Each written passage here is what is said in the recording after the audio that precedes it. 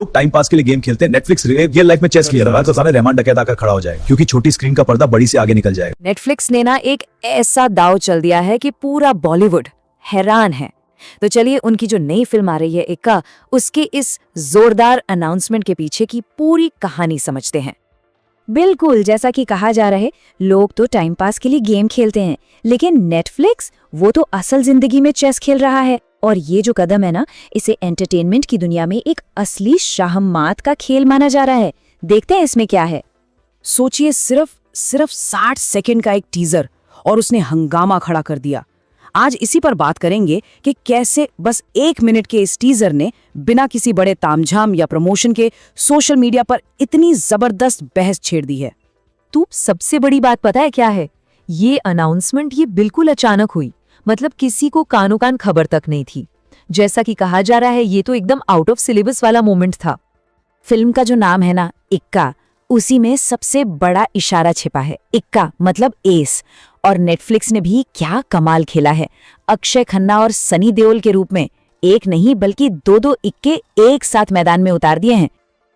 तो अब आते हैं असली मुद्दे पर, उस चीज पर जिसकी वजह से सबसे ज्यादा एक्साइटमेंट है। चलिए देखते हैं कि कैसे सिनेमा के दो बड़े धुरंधर एक दूसरे के आमने सामने आ खड़े हुए हैं। ये सिर्फ एक फिल्म नहीं है, ये एक मुकाबला है। एक तरफ है सनी देओल, हैंडपंप उखाड़ने वाले यानी रॉ पावर, और दूसरी तरफ है अक्षय खन्ना, आंखों के जादूगर, जिनकी ताकत है उनकी चालाक बुद्धि। मतलब ये ताकत और दिमाग की जबरदस्त टक्कर होने वाली है। तो चलिए पहले बात करते हैं अक्षय खन्ना की, आंखों के इस जादूगर की। आखिर ऐसा क्या है उनमें जो स्क्रीन पर आते ही सारा ध्यान खींच लेते हैं? कहते हैं कि उनकी आंखों में एक सीन में जितनी फीलिंग्स होती है ना, उतनी तो कुछ एक्टर्स के पूरे करियर में नहीं दिखती।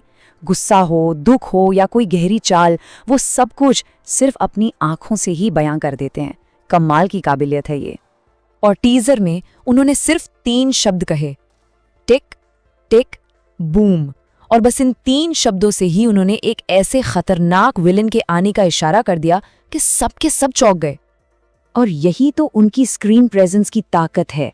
वो ऐसे विलन हैं जो हीरो के सामने खड़े होके पूरी फिल्म का क्रेडिट ही छीन ले जाते हैं, मतलब हीरो पर पूरी तरह से हावी हो जाते हैं। लेकिन इस बार उनका सामना किसी ऐसे वैसे से नहीं है। उनके सामने है एक ऐसी ताकत जिसका ऑन स्क्रीन कोई मुकाबला नहीं, सनी देओल। अरे ये वो आदमी है जो पाकिस्तान जाकर जमीन से हैंडपंप उखाड़ सकते हैं। गदर जैसी फिल्मों ने उनकी एक ऐसी इमेज बना दी है जिससे लगता है कि उनका किरदार कुछ भी कर सकता है, उसके लिए कुछ भी नामुमकिन नहीं है। ये वो ताकत है जो किसी भी हद को पार कर सकती है। तो अब सवाल यही उठता है कि जब सनी देओल जैसी एक अनस्टॉपेबल फोर्स अक्षय खन्ना जैसे एक चालाक इमूवेबल ऑब्जेक्ट से टकराएगी तो होगा क्या? 2 दिग्गज आमने सामने होंगे तो क्या होगा? तो चलिए अब फिल्म के जॉनर यानी उसकी शैली की बात करते हैं और देखते हैं कि यह फिल्म सिर्फ एक आम एक्शन फिल्म से कहीं ज्यादा कैसे है।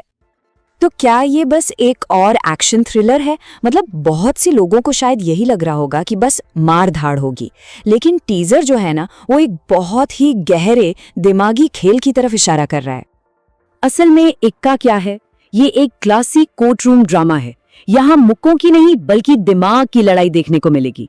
एक्शन से कहीं ज्यादा सस्पेंस होगा और ये सब एक बहुत बड़े असल क्राइम पर आधारित एक सीरियस फिल्म होने वाली है। मतलब वकीलों के बीच दलीलों और सबूतों का घमासान।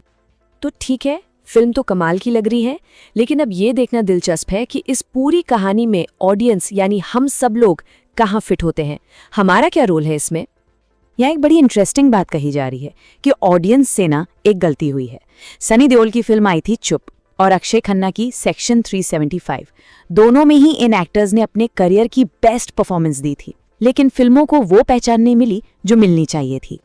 तो इक्का को एक ऐसे मौके की तरह देखा जा रहा है जहां उन दोनों गलतियों को एक साथ सुधारा जा सकता है। ये एक मौका है कि इन 2 जबरदस्त टैलेंट्स को वो बड़ी कामयाबी और तारीफ मिले जिसके वो असल में हकदार हैं। और आखिर में हम सब एक बड़े सवाल के साथ रह जाते हैं। ये फिल्म मुंबई के किस असली क्राइम केस का पर्दाफाश करने वाली है? ये सस्पेंस बना हुआ है और यही चीज इस फिल्म का इंतजार और भी दिलचस्प बना रही है।